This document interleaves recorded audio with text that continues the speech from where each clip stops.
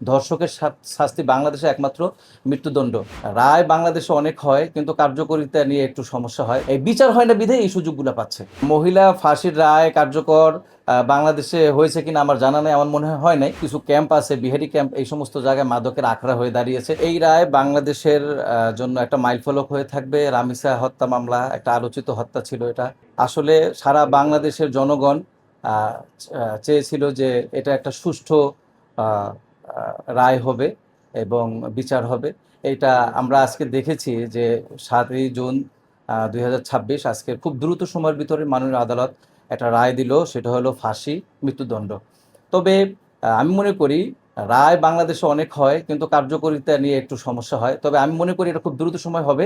এটা নিয়ে যেন কোনো তালবাহানা না করা হয়, খুব দ্রুত সময়ের ভিতরে এটা কার্যকর করা হয়, এটা আমার দাবি। সহযোগী ছিল স্বপ্ন আক্তার সহযোগিতা করেছে, সমান দোষে দোষী হয়েছে উনি এবং ওনাকেও ফাঁসির রায় দেওয়া হয়েছে।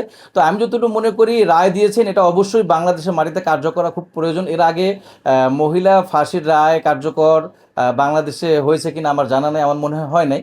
কিন্তু যেহেতু সে সহযোগিতা ছিল, এটা রায় কার্যকর করে বাংলাদেশে একটা মাইলফলক সামনে এগিয়ে যাবে ইনশাল্লাহ, এটা আমি আশা করি। এই জন্যই তো বললাম যে রায় নিয়ে তালবাহানা করা যাবে না। আপিল করবে, আপিল করুক, কোনো সমস্যা নেই। এক সপ্তাহের ভিতরে যেন এই রায় কার্যকর করা হয়। যেখানে আপিল করুক তারাও এটা বিবেচনা করবে, কারণ তাদেরও সন্তান আছে, কন্যা সন্তান আছে। কারণ আমি চাই এটা সারা বাংলাদেশে মাইলফলক হিসাবে থাকবে, ঐতিহাসিক রায়। ধাপে ধাপে অনেক শিক্ষার্থী, অনেক অভিভাবক এসে একটা কথাই বলছে, স্যার আপনি কি চান? আমি চাই যে ধর্ষকের শাস্তি বাংলাদেশে একমাত্র মৃত্যুদণ্ড এবং ফাঁসি হবে।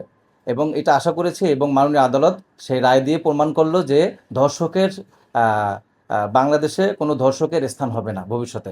এবং এটা যদি খুব দ্রুত কার্যকর করা হয়, তাহলে বাংলাদেশে ধর্ষণ আস্তে আস্তে কমে যাবে এবং শিশুরাও নিরাপদ থাকবে ইনশাআল্লাহ। এই যে ঘটনাটা, এটার মূলে আমি যতটুকু মনে করি যে আসলে বিকৃত মস্তিষ্ক এবং মাদক।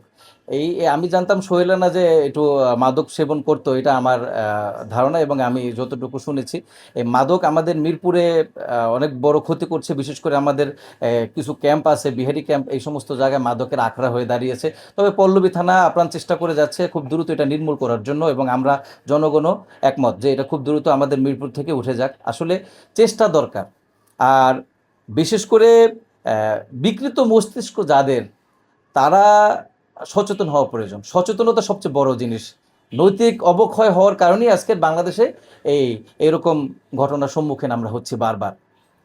এবং এটা হলো বর্তমানে নেটের সুস্পষ্ট ব্যবহার করতে হবে। যেমন এখন আমাদের এখানে কিছু পর্নোগ্রাফি আছে, এগুলা মানুষ দেখে, যে কারণে এই সমস্যার সম্মুখীন আমরা হচ্ছে। ছোট ছোট বাচ্চা, যে বাচ্চা আসলে কিছুই বোঝে না, নিষ্পাপ ফুলের মতো, এদের সাথে এটা আমরা কখনো মানব না।